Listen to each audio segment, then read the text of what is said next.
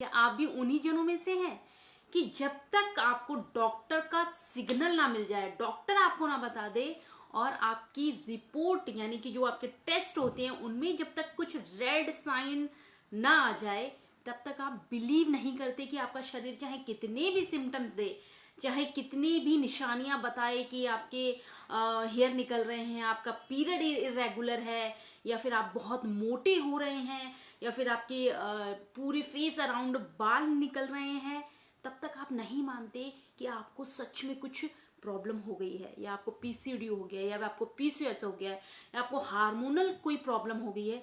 आपका शरीर तो आपको सिग्नल दे रहा है, लेकिन जब तक आपको डॉक्टर ना बता दे, जब तक आपको आपके टेस्ट में वो चीज ना आ जाए, तब तक आप बिलीव नहीं करते। तो मैं आज आपको बताऊंगी वो 6 टेस्ट जिनसे आप बड़ी आसानी से पता कर लेंगे कि आपको पीसीओडी है या नहीं है। चलिए शुरू करते हैं।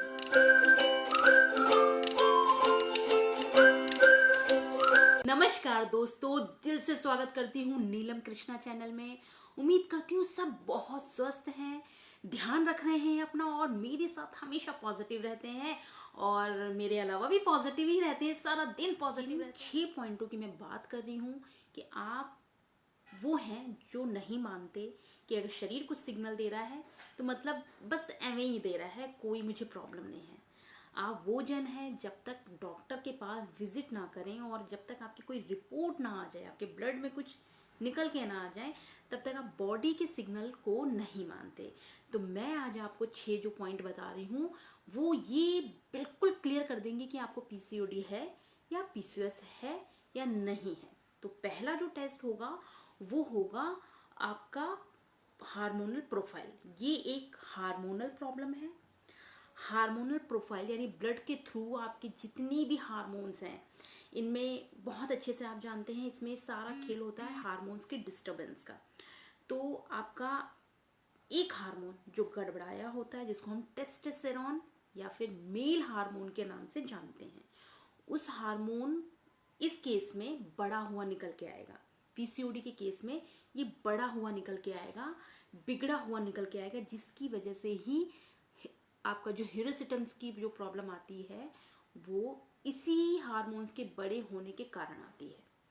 ठीक है, तो सबसे पहले आपको इसमें केवल टेस्टोस्टेरोन के अलावा एस्ट्रोजन, प्रोजेस्टेरोन, एलएच, एफएसएच, ये सभी हार्मोन्स की जो कंडीशन है वो आपको हार्मोनल प्रोफाइल टेस्ट में सब पता चल जाएगी। एलएच बिगड़ा हुआ होगा, आपका एफएसएच बिगड़ा हुआ होगा, आपका टेस्टोस्टेरोन बिगड़ा हुआ होगा। ये हार्मोन अगर बिगड़े हुए नजर आते हैं आपकी रिपोर्ट में, आपके टेस्ट में, तो आपको डॉक्टर बिल्कुल क्लियर शब्दों में कहेंगे कि आपको पीसीओडी और पीसीओएस हो गया है। ठीक है, पहला टेस्ट। दूसरी अगर मैं टेस्ट की बात करूं तो दूसरा टेस्ट है आपको पेल्विक एग्जामिनेशन करेंगे। सबसे पहले आपका पेल्विक एग्जामिनेशन होगा। पेल्विक एग्जामिनेशन का मीनिंग क्या है? पेट के निचले हिस्से पर जो हमारे ऑर्गन है वो हमारी हो गई ओवरी, हमारा यूट्रस, हमारे ये रिप्रोडक्टिव ऑर्गन है, उनका एग्जामिनेशन होगा। ठीक है, जनरली पीसीओडी के केस में क्या होता है कि जो ओवरी का साइज होता है वो नॉर्मल से बल्कि यानी थोड़ा बड़ा नजर आता है। क्यों बड़ा नजर आता है? क्योंकि ओवरी के अंदर जो फॉलिकल्स होते हैं वो रेगुलर पीरियड ना आने की वजह से वो फॉलिकल वहीं ओवरी में रहते हैं, और वो लगातार उसी पोजीशन में जब रहते हैं, रप्चर नहीं होते, फूटते नहीं हैं, तो वो एक सिस्ट का रूप ले लेते हैं, जिसके कारण ओवरी हमारी बल्कि और बड़ी नजर आने लगती है। अब मैं बात करूं तीसरे पॉइंट की, तो तीसरे पॉइंट में डॉक्टर आपका करेंगी अल्ट्रासाउंड। ठीक है, इस अल्ट्रासाउंड में ओवरी के अंदर बल्कीनेस नजर आएगी, आपके पेल्विक एरिया में जो भी प्रॉब्लम है ना, वो सारी की सारी अल्ट्रासाउंड में निकल के आ जाएगी, और अल्ट्रासाउंड को देखकर डॉक्टर इंडिकेट कर देंगे, पूरी तरह से समझ जाएंगे कि आपको पीसीओडी है या पीसीओएस है या फिर होने वाला है।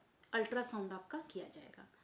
अब बात करूं चौथे पॉइंट की, तो चौथे पॉइंट में मैं आपको अगर बोलूं कि इस केस में पीसीओडी और पीसीओएस के केस में क्या होता है, इंसुलिन रेजिस्टेंस। जैसा कि पिछले वीडियो में आपने देखा होगा, इंसुलिन रेजिस्टेंस में आपका होगा एक fasting diabetic testing insulin test होगा, जिससे कि ये पता लगेगा कि आप प्री डायबिटिक तो नहीं हो गए इंसुलिन रेजिस्टेंस की वजह से।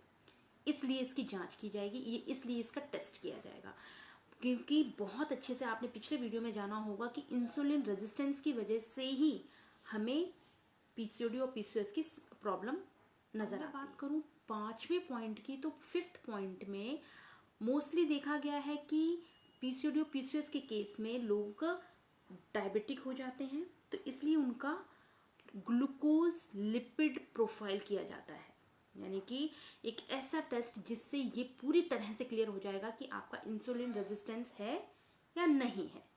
ये 5 टेस्ट आपके किए जाएंगे।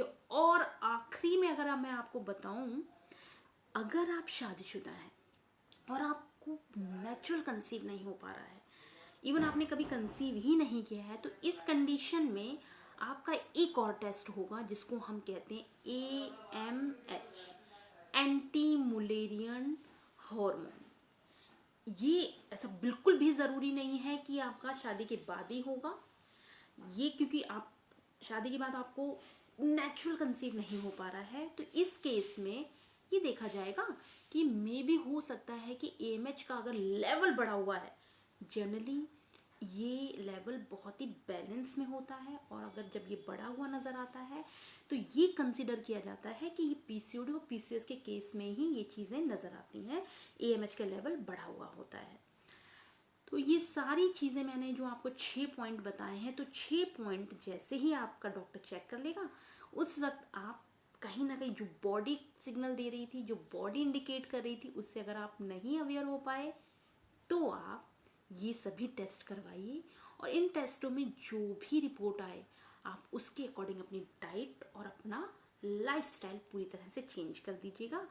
देखिए, एक बात बहुत अच्छे से समझिए कि पीसीओडी और पीसीओएस के केस में सिर्फ एक ही चीज़ का ध्यान रखना है, इसको डायग्नोज, यानी इसको बहुत जल्दी अगर हम डायग्नोज कर लें, पहचान लें, तो ये बहुत जल्दी 1-2 महीने में ही पूरी तरह से हम इसे ठीक कर सकते हैं। इसका इनिशियली स्टेज में डायग्नोज करना बहुत ज़रूरी है। जैसा कि मैंने बताया कि शरीर तो आपको पहले से ही बता देता है, लेकिन हम मानने को तैयार नहीं होते। लेकिन कोई बात नहीं, जब इस तरह की प्रॉब्लम आप नहीं एक्सेप्ट करने के लिए राजी हैं, तो डॉक्टर से संपर्क करके ये टेस्ट ज़रूर करवाएं, और टेस्ट के दौरान जो भी रिपोर्ट आए आप उसके अकॉर्डिंग काम करना शुरू कर दें। होप कि ये वीडियो बहुत हेल्पफुल है। उम्मीद करती हूँ ये वीडियो बहुत अच्छा लगा आपको। अगर अच्छा लगा है तो शेयर कर दीजिए, लाइक कर दीजिए, और चैनल को सब्सक्राइब कर लीजिए। नेक्स्ट वीडियो में एक नई इन्फॉर्मेशन के साथ फिर से मिलती हूँ। तब तक के लिए थैंक यू सो मच।